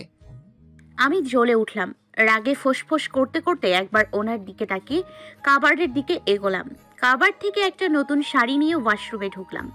দরজা বন্ধ করার আগে দাঁতে দাঁত চেপে বললাম, দুই মা ছেলের চোখের বিষ যেন আমি। সকাল থেকে কাজ করে মরছি, ওইটা ওনার চোখে পড়লো না, কিন্তু আমি তাড়াতাড়ি চলে আসছি এটা তার চোখে পড়লো। খারুস কোথাকার। মেরে ওখানটার টিকিট হাতে ধরিয়ে দেওয়া উচিত। বাইরে থেকে হুট করেই হাসির শব্দ পেলাম। ভ্রু কুচকে গেল নিমেষেই। সারাদিন কাজ করায় গা থেকে এখনো গন্ধ আসছে। দ্রুত শাওয়ার নিয়ে শাড়িটা শুধু কোনো রকম পেঁচিয়ে নিলাম। দরজা হালকা খুলে দেখলাম তীব্র এখনো বসে আছে। আমি ওভাবেই বের হয়ে আসলাম। তীব্র দৃষ্টি তখনও ল্যাপটপের দিকে। গলা পরিষ্কার করে বললাম, বাইরে যাবেন না আপনি? রুমে বসে আছেন যে? নানা ভাই তো আপনাকে খুঁজছিল। কেন? হঠাৎ নানা ভাই কেন খুঁজছে? ওনার প্রশ্নে জিভ দিয়ে ঠোঁট ভিজিয়ে নিলাম। হাসার চেষ্টা করে বললাম, জানি না তো, আপনি গিয়ে দেখুন, যান যান। তীব্র এবার চোখ তুলে তাকালেন, কপালে ভাঁজ ফেলে পা থেকে মাথা পর্যন্ত পর্যবেক্ষণ করে বললেন, ও আচ্ছা, এই ব্যাপার। আমি থতমত খেয়ে জিজ্ঞেস করলাম, কি কি ব্যাপার? উনি বাঁকা হেসে ল্যাপটপ রাখলেন, সিনা টান করে দাঁড়িয়ে হাই তুলে বললেন, আমাকে তাড়ানোর কি আছে? আমি তো আগেই সব দেখে ফেলেছি বউজান। আমি ওনার কথায় কয়েক সেকেন্ড চোখ ছোট ছোট করে তাকিয়ে থাকলাম। ওনার কথার মানে বোঝার সাথে সাথে দাঁত চেপে একটা বালিশ ছুঁড়ে মেরে বললাম, বেহায়া নির্লজ্জ লোক, বের হন এক্ষুনি। তীব্র বালিশ ক্যাচ করে হাসতে থাকে। আমি আরও কিছু ছোড়ার প্রস্তুতি নিতেই উনি ভো করে বের হয়ে গেলেন। আমি দ্রুত দরজা আটকে বড় করে শ্বাস নিলাম। লজ্জায় গাল দুটো লাল হয়ে গেছে। সেদিন রাতের ঘটনার পর থেকে আমি এমনিতেই লজ্জায় তার থেকে পালাই পালাই করি, আর সে বারবার সেই এক কথাই বলে। মনে মনে তার গোষ্ঠী উদ্ধার করে শাড়ি পরাতে মন দিলাম। নাচ গান সবকিছুতেই মেতে উঠেছে পুরো বাড়ি। তিহা আর মিলি দুজনে জোর করে হালকা সাজিয়েছে, চুলও তিহাই ঠিক করে দিয়েছে। এদের অবস্থা এমন, বিয়েটা শোভার না আমার আর তীব্রর। তিহা আমাকে নিয়ে নিচে নামতে নামতে বলে, ভাবি নিচে গিয়ে দেখবা নাটকের বন্যা বইয়া যাইতেছে। আমি ওর কথায় হেসে ফেললাম। ওকে চিমটি কেটে বললাম, আন্টি যদি তোমার এই কথা শুনে তাহলে তোমার সাথে সাথে আমার কলাও কেটে দেবে। আচ্ছা, তখন আন্টি তোমাকে কিছু বলেনি তো? তিহা হাসতে হাসতে বলে, তোমার যাওয়ার পর নানু এমনভাবে ছেড়েছে যে আম্মু আর আমাকে কিছু বলেনি। এখন বাড়িতে গেলে হয়তো আমার কপালে শনি আছে। ওর কথায় খানিকটা স্বস্তি পেলেও বাড়ি গিয়ে কি হবে এটা ভেবেই শরীরের লোম দাঁড়িয়ে যাচ্ছে। এমনিতেই আন্টি আমাকে তেমন পছন্দ করে না, তার উপর আজ এত কিছু হলো। আন্টি কি আদৌ আমাকে ছেড়ে কথা বলবে? দীর্ঘশ্বাস ফেলে তাকিয়ে দেখলাম শোভা মেহেন্দি দিচ্ছে। শোভার মেহেন্দি শেষ হলে তানহা তিহা মিলে বসে পড়েছে। মিলি আমার কাছে এসে বলে, দেখছেন ভাবি, আপনার ননদ আমাকে রেখেই মেহেন্দি দিতে বসে গেল। ঠাড়া পড়বে ওর উপর। আমি হেসে ফেললাম ওর কথায়। তীব্রকে আশেপাশে খুঁজেও কোথাও পেলাম না। হুট করেই তানহা মেহেন্দি দেয়া বন্ধ করে মেহেন্দি দিয়ে দৌড় লাগায় সিঁড়ি দিয়ে। ওর এমন হঠাৎ দৌড়ে যাওয়ায় বেশ অবাক হলাম। মিলি গিয়ে তানহার জায়গায় বসে পড়ে। আমি একবার চারপাশে তাকিয়ে হাঁটা লাগালাম তানহার পিছু পিছু। তানহা ছাদের দিকে গেছে। আমি ছাদের দরজার কাছে আসতেই দেখলাম তীব্রও সেখানে আছে। দুজনেই একটা জায়গায় বসে তানহার হাতে তীব্র মেহেন্দি দিয়ে দিচ্ছে। আমি ফ্যাল ফ্যাল করে কিছুক্ষণ সেদিকে তাকিয়ে থাকলাম। ইচ্ছে করলো দুজনকেই গিয়ে থাপড়াইয়ে আসি, কিন্তু দাঁতে দাঁত চেপে দাঁড়িয়ে থাকলাম। বিষয়টা কত দূর যায় এটা দেখার অপেক্ষাতেই আছি আমি। তানহার হাতে মেহেন্দি দেয়া শেষ করে তীব্র গম্ভীর মুখে বলল, এখন যা। তানহা বিশ্ব জয় করার মতো হেসে বলে, যাবো একটু পর, তোমার সাথে একটু কথা বলি তীব্র। তীব্র জবাব দিল না, চুপচাপ দাঁড়িয়ে রইল। তানহা হুট করেই পেছন থেকে জড়িয়ে ধরে। আমি চমকালাম। এ পর্যায়ে সহ্য হলো না। এগোতে নিলে তানহার কয়েকটা বাক্য কানে আসে। তীব্র, তুমি তো প্রাণের শাহ, এখান থেকে গিয়ে ছেড়ে দিবে তাই না? ওর সাথে বিয়েটা তো জাস্ট একটা ডিল, বলো। তুমি তো ওকে ডিভোর্স দিয়ে আমাকে বিয়ে করবে তাই না? তুমি তো ওকে ভালোবাসো না তাই না? থেমে গেলাম আমি। হুট করেই কৌতূহল জাগলো তীব্রর জবাবের। আমি জানি উনি আমাকে ভালোবাসে আর উনি আমাকে ছাড়বেও না। তবুও ওনার মুখ থেকে শোনার জন্য অধীর আগ্রহে রইলাম। হার্টবিট বেড়ে গেছে তীব্রর মুখে আমাকে ভালোবাসার কথা শোনার আশায়। দেয়ালে হেলান দিয়ে দাঁড়ালাম। চোখ বন্ধ করে বড় বড় শ্বাস নিতেই তীব্রর কণ্ঠ কানে আসে, ছাড় আগে। তানহা না ছেড়ে যেন আরো শক্ত করে জড়িয়ে ধরে।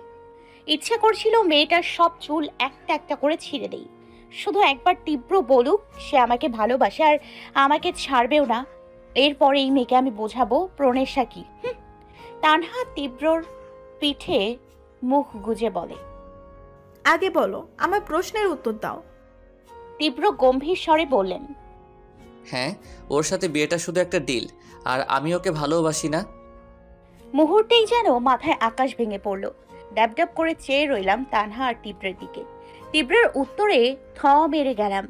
এক মুহূর্তে মনের সব আশা শেষ হয়ে গেল। এলোমেলো পায়ে ছাদ থেকে সরে এলাম। নিজেই নিজের দিকে তাকিয়ে তাচ্ছিল্যের সুরে হাসলাম। নিজের অজান্তেই চোখ থেকে টুপ করে দুফোঁটা জল পড়ল।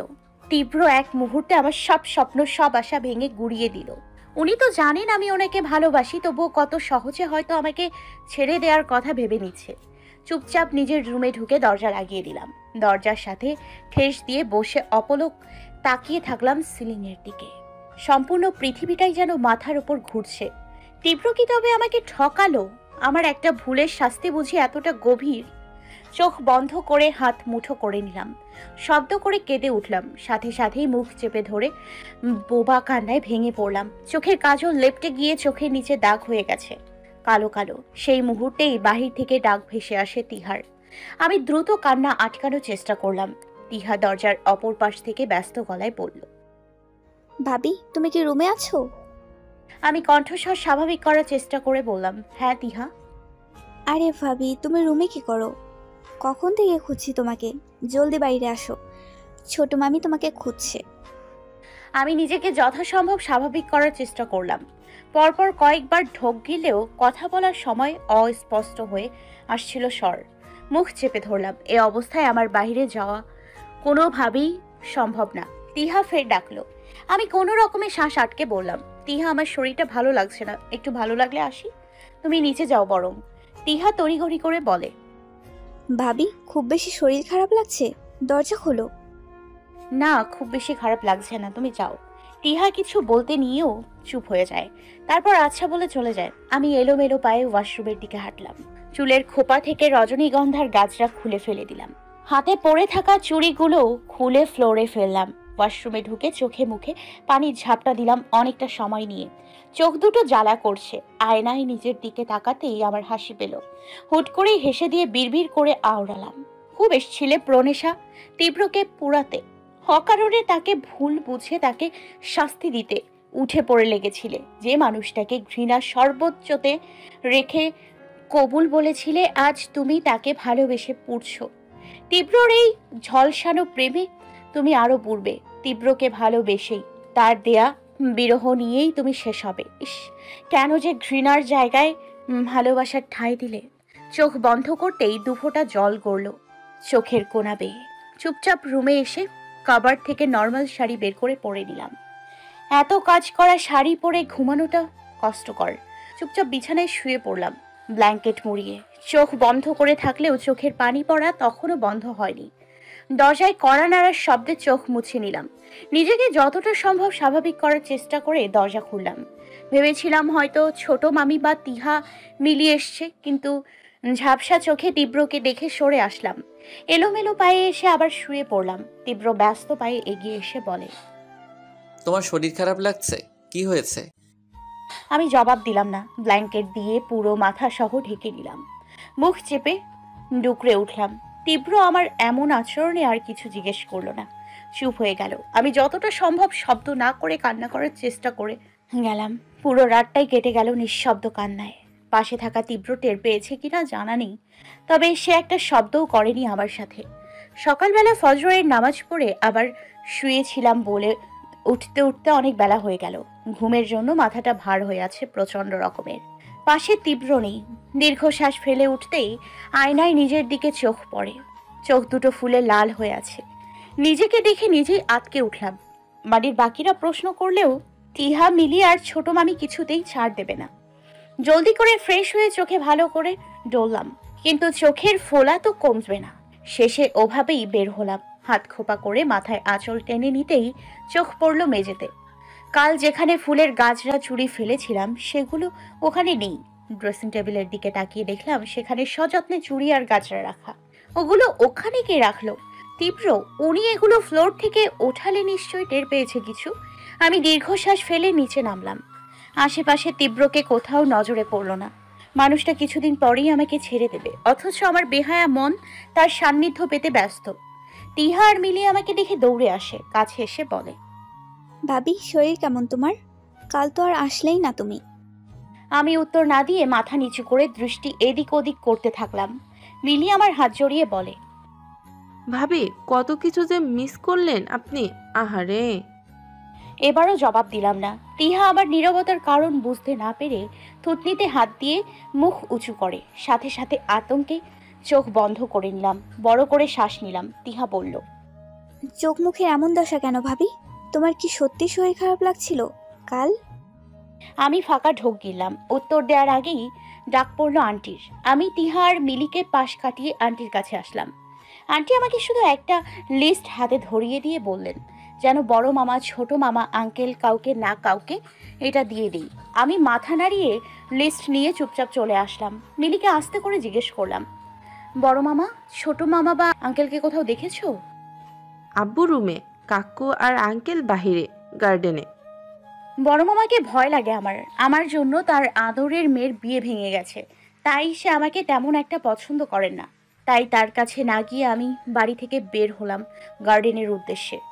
এসে দেখি আঙ্কেল আর ছোট মামা বসে খোশ গল্পতে মেতেছে। আমি মাথা নিচু করে এসে আঙ্কেলের দিকে লিস্টটা এগিয়ে দিয়ে বললাম, আঙ্কেল, আন্টি বলেছে এগুলো আনতে। আঙ্কেল আমার থেকে লিস্টটা নিলেও ছোট মামা ভ্রু কুঁচকে বললেন, কিসের আঙ্কেল আন্টি? কে আঙ্কেল আর কে আন্টি? আমি ওনার হঠাৎ এমন প্রশ্নে খানিকটা থতমত খেয়ে গেলাম। আঙ্কেল হেসে বললেন, আরে আর বলো না, প্রাণেশ্বর মা আমাকে আর তোমার আপাকে আঙ্কেল আন্টি বলে। আগেকার অভ্যাস নাকি? আগেকার অভ্যেস তো ঠিক আছে, কিন্তু এ কথা আব্বাজান জানে? আঙ্কেল দুপাশে মাথা নাড়লেন। ছোট মামা আমার পাশে দাঁড়িয়ে মাথায় হাত রেখে বললেন, আমার আব্বাজান কতটা কড়া এটা তো তুমি ভালো করে জানো আম্মু। তাই এখন থেকেই আঙ্কেল আন্টি ডাকা বন্ধ করো, নয়তো ভুল করেও এ কথা আব্বাজানের কানে গেলে না আস্ত রাখবে না। আর শ্বশুর শাশুড়িকে কতদিনই বা আঙ্কেল আন্টি ডাকবে শুনি? হ্যাঁ, আর এটা তো আর কয়েকদিনের ব্যাপার না যে আজ আছে কাল নেই। তাই এখন থেকেই বাবা মা ডাকতে শেখো। আমি ভদ্রমের মতো মাথা নাড়লাম। তারপর ওনাদের কাছ থেকে বিদায় নিয়ে বাড়ির পাশের বড় পুকুরটার দিকে এগোলাম। ছোট মামা তো জানে না যে আসলেই এটা কয়েকদিনের ব্যাপার, শুধু এরপর আমাদের বিচ্ছেদ। আসলেও আমি আজ আছি তো কাল নেই। শুধু শুধু আব্বু আম্মু ডেকে মায়া বাড়িয়ে কি লাভ? মাথার আঁচলটা ভালোভাবে টেনে নিয়ে পুকুর পাড়ে সিঁড়িতে বসলাম। পা পানিতে ডুবিয়ে স্বচ্ছ পানিকে ঘোলাটে হতে দেখলাম। ধীরে ধীরে আবার পানি ঠিক হয়ে গেল। পানিতে অস্পষ্ট নিজেকে দেখে হাসলাম। বড় করে শ্বাস নিয়ে চোখ বন্ধ করে রইলাম। অনুভব করলাম আমার পাশে কেউ আছে। চট করে চোখ মেলতেই তীব্রর গম্ভীর মুখটা চোখে পড়ে। কিছুক্ষণ তার মুখ পানে তাকিয়ে আমি দৃষ্টি সরালাম। দুজনের মধ্যেকার নীরবতা কাটিয়ে উনি নিজেই বললেন, কিছু হয়েছে? আমি জবাব দিলাম না, প্রয়োজনেই মনে করলাম না। যদি দূরত্বটাই হয় আমাদের পরিণতি, তবে সে দূরত্ব এই মুহূর্ত থেকেই হোক। পাশাপাশি বসেও দুজনের মধ্যকার দূরত্ব যেন আকাশ সমান। দুজনেই টের পেলাম সে দূরত্ব। আমি ওনার প্রশ্নের উত্তর না দিলেও নিজে থেকে প্রশ্ন করলাম, আমরা বাড়ি কবে ফিরবো? তীব্র কোনো রকম প্রশ্ন ছাড়াই উত্তর দিল, আজ গায়ে হলুদ শেষ হলে কাল বিয়ে। এরপর নানা ভাই যাওয়ার অনুমতি দিলে 2 দিন পরই চলে যাব, আর না দিলে কিছুদিন থাকতে হবে। এরপর আবারও দুজনের মধ্যেকার নীরবতা। এত এত কথা বলার থাকলেও সবটাই গলায় দলা পাকিয়ে রয়েছে। আমাদের এখানে থাকাটাই একসাথে থাকার শেষ সময়। এরপর দুজনের দূরত্ব বাড়বে, বাড়বে সম্পর্কের জটিলতা। একটা সময় সব শেষে এসে দাঁড়াবে বিচ্ছেদ। এই মানুষটার চোখের দিকে তাকালে আমি অনুভূতির গভীরতা মাপতে পারতাম না। আজ মনে হচ্ছে ওগুলো অনুভূতি নয়, শুধুই রহস্যের বোনা জাল ছিল, যেখানে আমি ফেঁসে গিয়ে দম আটকে ফেলেছি। এখন সময় শুধু কখন সেই দমটা বের হয়। ঠোঁটের কোণে অদ্ভুতভাবে হাসি ফুটে উঠল। ওনাকে জিজ্ঞেস করলাম, যিনি আর কোনো খোঁজ পেয়েছেন? তুমি কি করবে? অনেকদিন বেস্টির মুখ দেখি না, তাই ভাবছি দেখা করব। তীব্রর মুখে বাঁকা হাসি ফুটে ওঠে। রহস্যময়ভাবে হেসে বলে, নো প্রবলেম বেইব, আমি তোমাকে তোমার বেস্টির সাথে খুব শীঘ্রই দেখা করাবো, কিন্তু কথা হচ্ছে যে বিষয়গুলো তুমি নিতে পারবে তো? আমি হাসলাম, ঠোঁট প্রসারিত রেখেই বললাম, এত বড় ধাক্কা সহ্য করে নিলাম আর এইটুকু পারবো না? শুধু নিজের প্রতি ঘৃণাগুলো হয়তো বা আকাশ ছোবে, তবে আমি সহ্য করে নিব। তীব্র মুহূর্তেই গম্ভীর হয়ে গেল। পাশ থেকে উঠতে উঠতে বলল, বাড়ির ভেতরে যাও, আম্মু আবার তোমাকে খুঁজে না পেলে চেঁচামেচি শুরু করবে, তখন বিয়েবাড়িকে আর বিয়েবাড়ি মনে হবে না। আমি ছোট করে আচ্ছা বললাম। উনি এগোতেই আমি নিচে উঠে পড়লাম। অন্যমনস্কভাবে উঠতে গিয়ে শাড়িতে পা বেঁধে উল্টে পড়লাম পুকুরে। মুহূর্তেই আর্তনাদ করে উঠলাম। উল্টো হয়ে পড়ার কারণে বেশ খানিকটা পানি অলরেডি পেটে চলে গেছে। পুকুরের নিচটা পিচ্ছিল হয়, বেশ খানিকটা পানিতে চলে এসেছি। নাক মুখ দিয়ে হুড়হুড় করে পানি ঢুকতে থাকে। জ্ঞান ফেরার পর নিজেকে হসপিটালে দেখে বেশ অবাকই হলাম। আশেপাশে চোখ বোলাতেই হাতে চলতে থাকা স্লাইনের দিকে নজর পড়ে। মস্তিষ্ক ফাঁকা। ধীরে ধীরে সবটা মনে পড়তেই আটকে উঠলাম। আমি তো পানিতে ছিলাম। দুর্ভাগ্যবশত সাঁতার না জানায় অনেকটাই পানি পেটে চলে গিয়েছিল। আতঙ্কে দম বন্ধ হয়ে কখন জ্ঞান হারিয়েছি মাথায় নেই। দীর্ঘশ্বাস ফেলে আশেপাশে তাকালাম। এরই মধ্যে দরজা ঠেলে ভেতরে ঢুকলেন একজন নার্স। আমাকে তাকিয়ে থাকতে দেখে বলে, সেন্স ফিরেছে, তবে এখন কেমন লাগছে শরীর? আমি ধীর কণ্ঠে বললাম, জি ভালো। নার্স এসে স্লাইন চেক করে মুচকি হেসে বললেন, আপনি কিন্তু ভাগ্যবতী বলতেই হয় ম্যাম। আমি কথাটা বুঝতে না পেরে জিজ্ঞাসু দৃষ্টিতে তাকালাম। হঠাৎ আমাকে ভাগ্যবতী বলতে হবে কেন? উনি ঠোঁট দুটো আরো প্রসারিত করে বললেন, আপনার হাজবেন্ড আপনার অবস্থা দেখে এতক্ষণ পুরো পাগল হয়ে গিয়েছিল, বাইরে বসে আছে এখনো। আমি কিছু বললাম না, চুপচাপ থাকলাম। জানি না কোনটা সত্য আর কোনটা মিথ্যা। আমি বারবার সত্য মিথ্যার মধ্যে ঝুলে থাকি। বুঝি না এরা সবাই আমাকে মনে করেটা কি। ফোঁস করে উঠলাম। নার্স আপুটি আবার বললেন, তবে আপনাকে দেখে কিন্তু আমার সামান্যতম হিংসেও হয়েছে ম্যাম। এত হ্যান্ডসাম, কেয়ারিং, লাভিং একটা হাজবেন্ড পেয়েছেন। ওয়াও। আপনি ভ্রু কুঁচকে গেল। মেয়েটার চোখে স্পষ্ট মুগ্ধতা। রাগে গা জ্বলে উঠল। কত বড় সাহস! আমার বরের দিকে নজর দিচ্ছে, তাও আবার আমাকেই এসে বলতেছে। বলি, এদেরকে লজ্জা শরম কিছু নেই? ফোঁস করে উঠলেও কিছু বললাম না। আপাতত চুপই থাকলাম। আমি তো অসুস্থ, তাই না? কিছুক্ষণ পর নার্সটি বের হয়ে যায়। সাথে সাথে কেবিনে আসে তীব্র। চোখ মুখ দেখে বোঝার উপায় নেই তার এই মুহূর্তে প্রতিক্রিয়া ঠিক কি। তীব্র চুপচাপ টুল টেনে বসে গম্ভীর কণ্ঠে বলল, সাঁতার না পারলে পুকুরে যাওয়ার কোনো দরকার ছিল তোমার? পেট পুড়ে পানি খেয়েছো তো? ওনার কথা শুনে নড়ে চড়ে একটু কাশি দিয়ে গলা পরিষ্কার করলাম। কোনো জবাব দিলাম না। আসলে উনি কেয়ার করলো নাকি ধমকালো আমি এটাই বুঝলাম না। উনি আমার নীরবতা দেখে কপালে ভাঁজ ফেললেন।